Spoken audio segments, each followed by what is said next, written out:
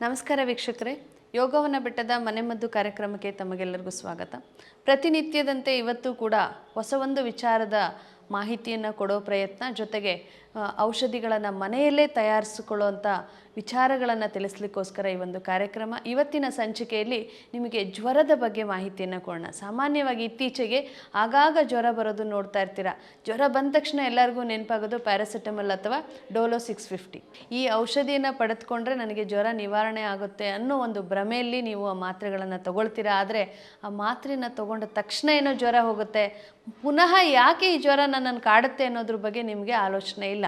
ಅದಕ್ಕೋಸ್ಕರ ಒಂದಷ್ಟು ಟೆಸ್ಟ್ಗಳನ್ನು ಮಾಡಿಸ್ತೀರಾ, ರಿಪೋರ್ಟ್ಗಳು ನಾರ್ಮಲ್ ಬರುತ್ತೆ, ಆದರೂ ಕೂಡ ಜ್ವರ ಬರೋದು ನಿಲ್ತಾ ಇಲ್ಲ. ಇದಕ್ಕೆ ಕಾರಣ ಏನು? ಮೂಲ ಕಾರಣಗಳನ್ನು ನಾವು ಹುಡುಕಬೇಕಾಗತ್ತೆ. ಯಾವುದೇ ವ್ಯಕ್ತಿಗೆ ಪದೇ ಪದೇ ಜ್ವರ ಬರುತ್ತೆ ಅಂದರೆ ಅದು ಒಂದು ಸೋಂಕು ಅಂತ ಕೂಡ ನಾವು ಹೇಳ್ತೀವಿ. ಹಾಗೆ ನಿಮಗೆ ವೈದ್ಯರು ಕೂಡ ತಿಳಿಸ್ತಾರೆ ಇದು ಇನ್ಫೆಕ್ಷನ್ ಇದೆ ಅಂತ. ಸೊ ಒಬ್ಬರಿಂದ ಒಬ್ಬರಿಗೆ ಹರಡೋ ಜ್ವರ ಇರ್ಬೋದು, ಅಥವಾ ನಿಮ್ಮಲ್ಲೇ ಅದು ಹೆಚ್ಚಿಗೆ ಆಗುವಂಥ ಜ್ವರ ಇರ್ಬೋದು. ಇದಕ್ಕೆ ಮೂಲ ಸೋಂಕುಗಳು ಅಂತ ಹೇಳ್ತೀವಿ. ಈ ಸೋಂಕು ಎಲ್ಲೆಲ್ಲಿರುತ್ತೆ, ಯಾವ ಕಾರಣದಿಂದ ಈ ಜ್ವರಕ್ಕೆ ಸೋಂಕು ಹತ್ತಿರವಾಗ್ತದೆ ಅಂತ ನಾವು ಯೋಚನೆ ಮಾಡಿದ್ರೆ, ಮೊದಲು ಆ ವ್ಯಕ್ತಿಯ ದೇಹದಲ್ಲಿ ರೋಗ ನಿರೋಧಕ ಶಕ್ತಿ ಕಡಿಮೆಯಾಗಿ ದೇಹದಲ್ಲೇ ಸೋಂಕುಗಳು ಉತ್ಪತ್ತಿ ಆಗ್ತಿರುತ್ತೆ. ಸೊ ಈ ದೇಹದಲ್ಲಿ ಉತ್ಪತ್ತಿ ಆಗೋ ಸೋಂಕು ಎಲ್ಲಿ ಉತ್ಪತ್ತಿ ಆಗತ್ತೆ, ಯಾಕೆ ಈ ಒಂದು ರೋಗ ನಿರೋಧಕ ಶಕ್ತಿ ಕುಂಠಿತವಾಗತ್ತೆ ಅಂತ ನಾವು ಮೊದಲು ಯೋಚನೆ ಮಾಡಬೇಕಾಗತ್ತೆ. ಆ ರೀತಿ ಯೋಚನೆ ಮಾಡೋದಾದರೆ ನೀವು ಸೇವಿಸ್ತಾ ಇರೋ ಆಹಾರದ ಬಗ್ಗೆ ನೀವು ಯೋಚನೆ ಮಾಡಬೇಕಾಗತ್ತೆ. ಯಾವ ಆಹಾರದಲ್ಲಿ ನಿಮ್ಮ ದೇಹಕ್ಕೆ ಶಕ್ತಿ ಸಿಗೋ ಹಾಗೆ ನೀವು ಕೊಡ್ತಾ ಇದ್ದೀರಾ, ಯಾವ ನಿಮ್ಮ ಇಲ್ಲಿವರೆಗೂ ಸೇವಿಸ್ತಾ ಇರೋವಂಥ ಆಹಾರಗಳಲ್ಲಿ ಎಷ್ಟು ಶಕ್ತಿಯನ್ನು ನೀವು ದೇಹಕ್ಕೆ ಕೊಡ್ತಾ ಇದ್ದೀರಾ, ಇದನ್ನು ಯೋಚನೆ ಮಾಡಬೇಕಾಗತ್ತೆ. ಇಲ್ಲಿ ನಿಮ್ಮ ಆಹಾರಗಳು ದೇಹಕ್ಕೆ ಶಕ್ತಿಯನ್ನು ಕೊಡೋದಕ್ಕಿಂತ ಹೆಚ್ಚಾಗಿ ದೇಹದಲ್ಲಿ ಸೋಂಕುಗಳನ್ನು ಉತ್ಪತ್ತಿ ಮಾಡೋ ರೀತಿಯಲ್ಲಿ ಆಹಾರಗಳನ್ನು ಸೇವಿಸ್ತಾ ಇದ್ದೀರಾ, ಅದು ನಿಮ್ಮ ಮೂಲ ಸಮಸ್ಯೆ ಆಗ್ತದೆ. ಸೋಂಕು ಉತ್ಪತ್ತಿಯಾಗೋ ಮೂಲ ನಿಮ್ಮ ಉದರ, ಹೊಟ್ಟೆಯ ಭಾಗದಲ್ಲಿ ನೀವು ಸೇವಿಸಿದಂಥ ಆಹಾರಗಳು ನಿಮಗೆ ಸೋಂಕನ್ನು ಉಂಟು ಮಾಡ್ತಾ ಇದೆ. ಈ ಸೋಂಕುಗಳು ರೋಗ ನಿರೋಧಕ ಶಕ್ತಿಯನ್ನು ಕೊಲ್ತಾ ಇದೆ ಅಂತಲೇ ಹೇಳ್ಬೋದು. ಇದರಿಂದ ನಿಮ್ಮ ದೇಹದ ನಿಶ್ಶಕ್ತಿ ಒಂದು ಕಡೆ ಆಗುತ್ತೆ, ಜೊತೆಗೆ ನಿಮ್ಮ ದೇಹಕ್ಕೆ ತೊಂದರೆ ಕೊಡ್ತಾ ಇರ್ತಕ್ಕಂಥ ಸೋಂಕುಗಳ ವಿರುದ್ಧ ಹೋರಾಟ ಮಾಡೋ ಶಕ್ತಿ ಕೂಡ ನಿಮ್ಮ ದೇಹದಲ್ಲಿ ಕುಂಠಿತವಾಗ್ತಾ ಇದೆ. ಇದರಿಂದ ಆಗಾಗ ವಾತಾವರಣದ ಸೋಂಕಿರ್ಬೋದು, ಆಹಾರದ ಸೋಂಕಿರ್ಬೋದು, ಸ್ವಲ್ಪ ಹೆಚ್ಚು ಕಡಿಮೆ ಆದರೂ ಕೂಡ ತಕ್ಷಣ ನಿಮಗೆ ಶೀತ, ನೆಗಡಿ, ಕೆಮ್ಮು, ಜ್ವರ ಇದು ಕಾಡ್ಲಿಕ್ಕೆ ಶುರುವಾಗುತ್ತೆ. ಇನ್ನು ವಾತಾವರಣದ ಮುಖಾಂತರ ಹೇಗಾಗುತ್ತೆ ಅಂತ ಹೇಳಿದ್ರೆ, ಒಂದು ನಿಮ್ಮ ವಾತಾವರಣದಲ್ಲಿ ನೀವು ಸ್ವಚ್ಛತೆಯನ್ನು ಕಾಪಾಡಿಲ್ಲ ಅಂತ ಹೇಳಿದ್ರೆ ಈ ಸಮಸ್ಯೆ ಉಂಟಾಗ್ತದೆ.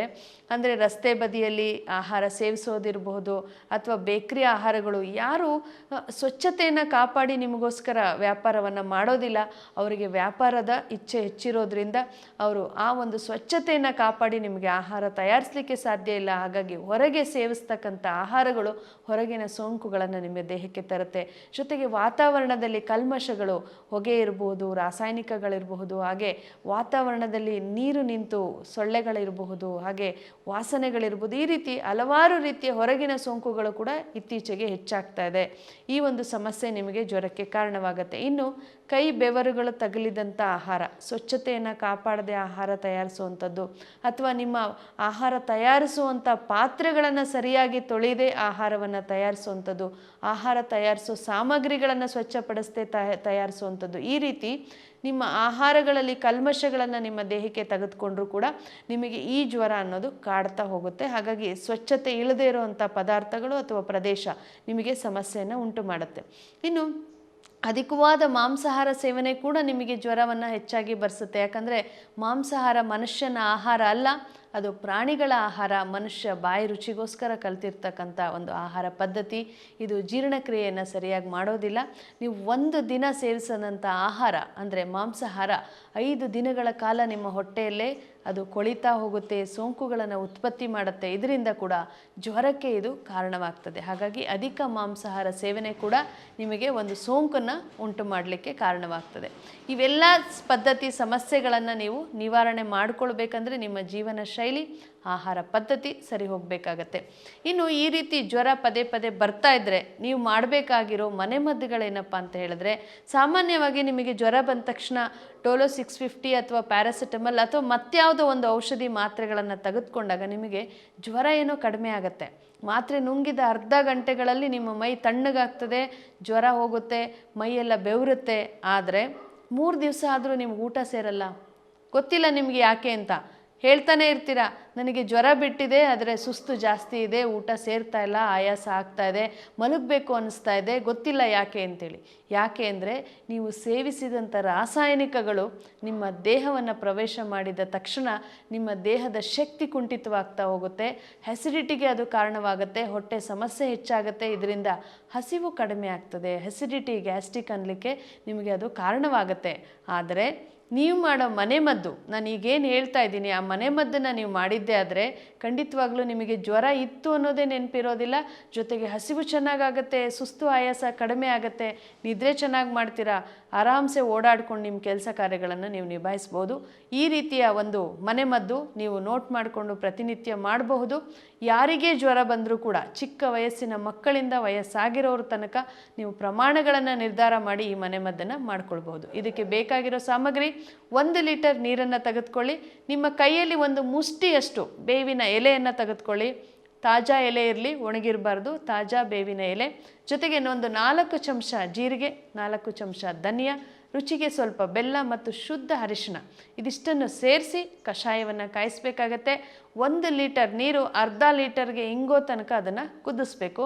ಈ ಅರ್ಧ ಲೀಟರ್ ಕಷಾಯವನ್ನು ಒಂದೇ ಸರಿ ಕುಡಿಬೇಡಿ, ಗಂಟೆಗೆ 100 ml, 1 ಗಂಟೆಯಲ್ಲಿ 1 ಟೀ ಗ್ಲಾಸಷ್ಟು, ಚಹಾ ಮಾಡೋವಂಥ ಲೋಟದಷ್ಟು ಕಷಾಯವನ್ನು 1 ಗಂಟೆಯಲ್ಲಿ ಸೇವನೆ ಮಾಡಿ. ಆ ರೀತಿ ಆ ಅರ್ಧ ಲೀಟರ್ ಕಷಾಯವನ್ನು ಇಡೀ ದಿನದಲ್ಲಿ ನೀವು ಸೇವನೆ ಮಾಡ್ತಾ ಬಂದಿದ್ದೆ ಆದರೆ ಕೇವಲ 4 ಗಂಟೆಗಳಲ್ಲಿ ನಿಮ್ಮ ದೇಹದಿಂದ ಜ್ವರ ಆಚೆಗೆ ಬರುತ್ತೆ.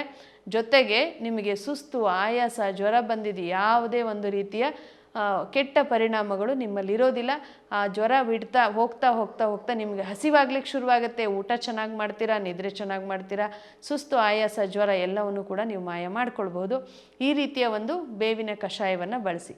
ಆದರೆ ಕೆಲವು ಬಾರಿ ಜ್ವರ ಬಂದರೆ 8 ದಿವಸ ಆದರೂ ಹೋಗೋದೇ ಇಲ್ಲ, ಈ ಬೇವಿನ ಕಷಾಯವನ್ನು ಮಾಡಿದಾಗ ಕಡಿಮೆ ಆಯಿತು, ಮತ್ತೆ ನಾಳೆ ಬೆಳಗ್ಗೆ ಬಂದುಬಿಡ್ತು. ಯಾಕೆ ಅಂದರೆ ನಿಮ್ಮ ದೇಹದಲ್ಲಿ ಸೋಂಕು ಇನ್ನೂ ಉಳಿದಿದೆ, ಅದಕ್ಕೆ ಹೀಗಾಗ್ತಾ ಇದೆ.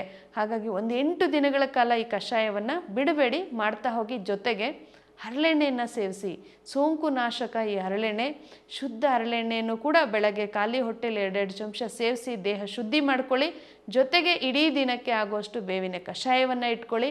ಹಾಗೆ ಹೊಟ್ಟೆ ಖಾಲಿ ಇಡಬೇಡಿ, ಆದಷ್ಟು ಮೃದು ಆಹಾರಗಳನ್ನು ಸೇವಿಸಬೇಕಾಗತ್ತೆ. ಜ್ವರ ಬಂದಾಗ ಜೀರ್ಣಶಕ್ತಿ ಕಡಿಮೆ ಇರುತ್ತೆ, ನೀವು ಗಟ್ಟಿ ಆಹಾರವನ್ನೇನಾದರೂ ಸೇವಿಸಿದ್ರೆ ಮತ್ತೆ ಜ್ವರಕ್ಕೆ ಅದು ಕಾರಣವಾಗ್ತದೆ. ಹಾಗಾಗಿ ಮೃದು ಆಹಾರಗಳ ಬಳಕೆ ಮತ್ತು ನೀರಿನ ಅಂಶವನ್ನು ಹೆಚ್ಚೆಚ್ಚು ಬಳಸೋದ್ರಿಂದ ನಿಮ್ಮ ದೇಹದಿಂದ ಸೋಂಕು ಹೊರ ಬರುತ್ತೆ. ಇದನ್ನು ನೀವು ಮಾಡ್ಕೊಳ್ಬಹುದು. ಇನ್ನು ಅಮೃತಬಳ್ಳಿ ಎಲೆಯ ಕಷಾಯ ಕೂಡ ನಿಮ್ಮ ಜ್ವರ ನಿವಾರಣೆಯನ್ನು ಮಾಡುತ್ತೆ, ಸೋಂಕು ನಾಶವನ್ನು ಮಾಡುತ್ತೆ. ಅಮೃತಬಳ್ಳಿ, ತುಳಸಿ ಮತ್ತು ಪುದೀನ ಇವ 3 ಸೇರಿಸಿ ಒಂದು ಕಷಾಯವನ್ನು ಮಾಡಿ ಕೂಡ ನೀವು ಸೇವಿಸಬಹುದು.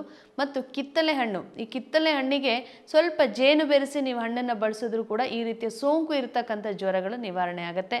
ಇನ್ನು ಪಪ್ಪಾಯ ಹಣ್ಣು ಕೂಡ ನಿಮ್ಮ ಸೋಂಕನ್ನು ನಿವಾರಣೆ ಮಾಡುತ್ತೆ. ಈ ರೀತಿ ಒಂದು ಉತ್ತಮ ಆಹಾರ ಶೈಲಿಯನ್ನು ನೀವು ಬಳಸಿದ್ರೆ ಖಂಡಿತವಾಗ್ಲೂ ಡೆಂಗ್ಯೂ ಜ್ವರ ಇರಲಿ, ಟೈಫಾಯ್ಡ್ ಇರಲಿ, ಯಾವುದೇ ರೀತಿಯ ಜ್ವರಗಳಿದ್ರೂ ಕೂಡ ನಿಮ್ಮ ಮನೆಯಲ್ಲೇ ನೀವು ವಾಸಿ ಮಾಡಿಕೊಳ್ಬಹುದು.